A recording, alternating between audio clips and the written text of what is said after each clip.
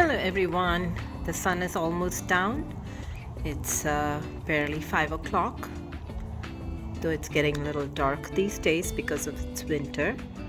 And I was just going to ask you guys, have you understood chai tea latte at Starbucks? As much as I love Starbucks coffee, I think they should just stick to coffee because they just messed up our humble tea. Chai and tea are pretty much the same words. I don't know why they would call a cup of tea as chai tea and then add the word latte because it has milk in it. And there is so much of spice, tons of spice. It almost feels like a desert with the tons of sugar. So today I'm going to break the mystery of making a simple Indian tea using home ingredients that I have at home.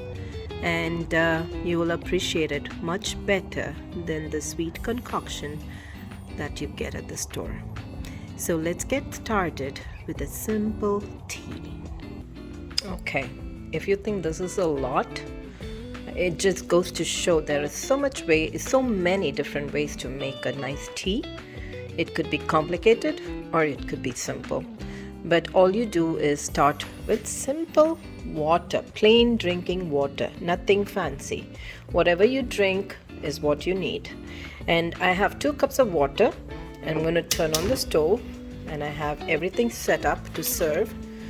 So this is where I'll be pouring. It's Christmas time, so I've got all my fancy cups and saucers and my tray. So to begin with, we have our queen of the whole chai, the tea. It could be loose. These are 2 different brands that I regularly use. This is from India, this is from India. You get it all in the Indian store. And then you have the tea bags as well. So you can either use the loose tea and filter it out using a strainer, or you can just minimize that by adding tea bags. So when you add the tea bags, you can just do 1 cup at a time and it seeps through. On the other hand, I have my little powder jar where I usually keep my tea, loose tea, and I have these green cardamom skins. Usually I remove the pods for any dessert and I dump the skins into my tea so it stays flavored for a special treat of a cardamom tea. And then I have sugar.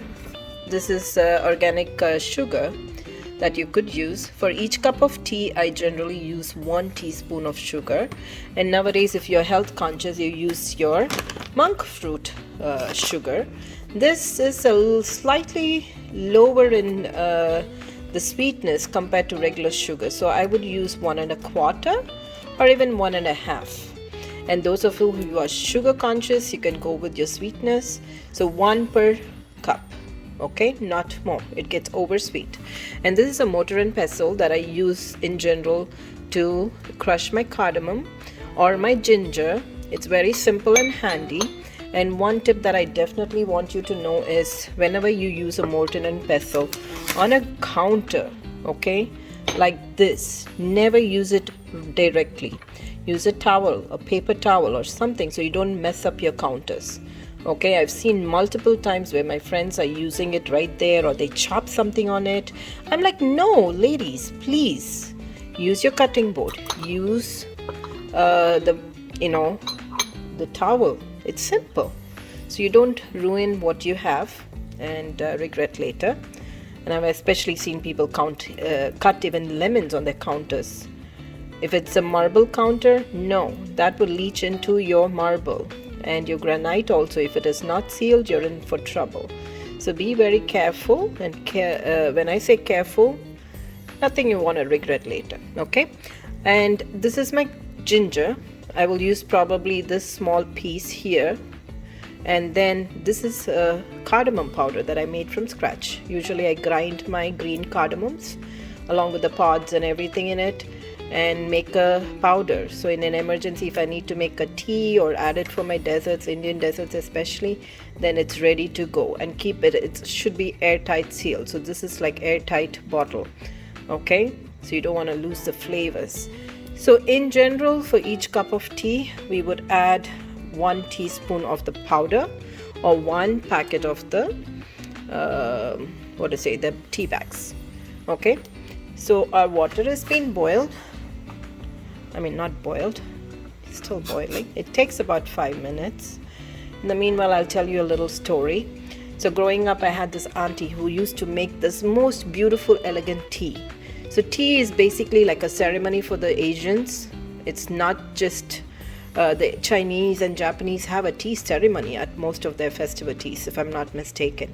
In India, again, it's an experience. And you moms, please take some time to relax with a cup of tea. I know you've been running around and doing so much, especially during the pandemic when I think women carried the most load at home.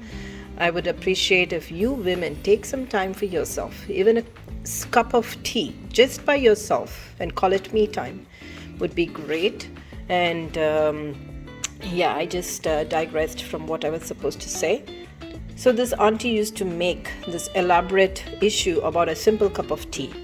She used to have her tea pot with the nice fancy cover that she embroidered, and then she'll have the sugar separately, the cream separately, and everything is so meticulously done. And the servant boy in India, we have maids and servants, and they would bring it, the house help actually, they will bring it in such an elegant manner and leave it in the center table, and this auntie would go, "So how do you like your tea? Cream and sugar?" And you have to be specific about what you tell, because once it's done, there's no turning back. And I realized that once she pours the tea and I take a sip of it, it tastes like hot water. I couldn't tell that because the whole process was so elegantly done. It's like you'll be a sinner for even complaining. Okay, so then I realized I wish that auntie had tasted her tea from a third man's perspective and seen that it was similar to hot water. There was no flavor, nothing. But real tea, people, has tons of flavor. And after a nice meal, especially an Indian biryani, you want a cup of tea. And sometimes people add cinnamon to all kinds of spices, and it helps digestion as well. So my water is boiled. So now I'm going to add my ginger pieces and my cardamom. Sometimes you can just add ginger or just add cardamom. Nobody's going to shoot you. So here's my ginger chopped, and I have less than a quarter teaspoon of cardamom powder. I'm going to put the ginger in my mortar and pestle. And as usual, I have to preach or practice what I preach. So I have my towel under my mortar and pestle, and here we go.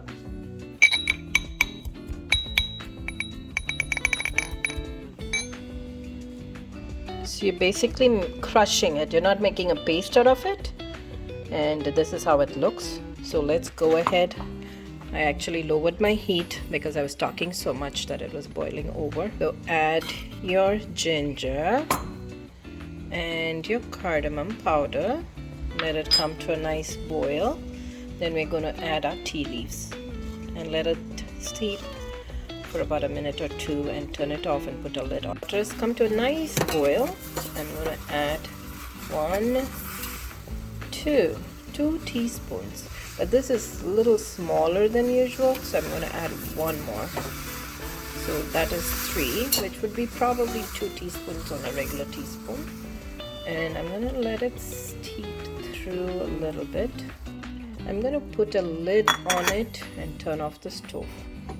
Let it just, intermingle and marry itself while I warm up some milk. My husband is lactose intolerant, so I have a lactate milk.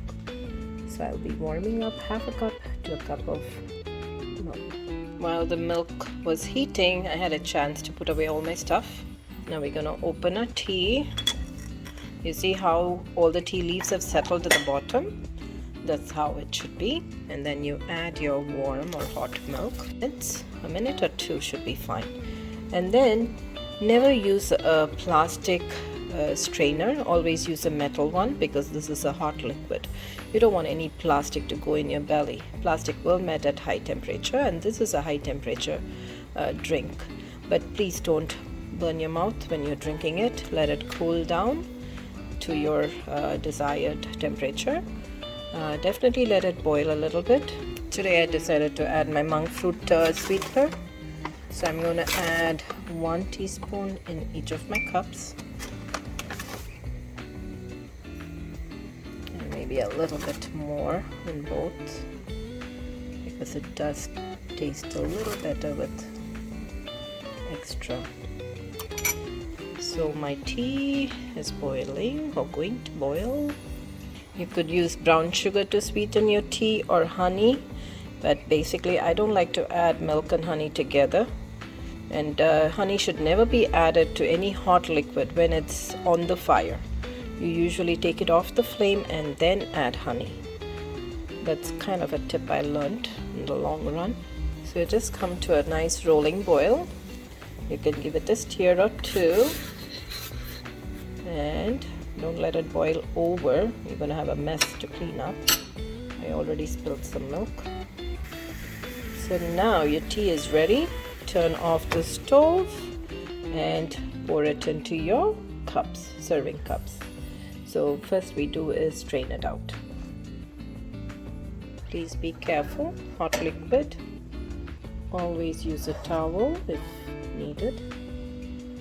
And pour carefully. It is such a pretty color, and the whole house smells very good. So that's how you make your tea. And serve it elegantly on a nice little tray. Of course, this is a saucer. There you go. Enjoy.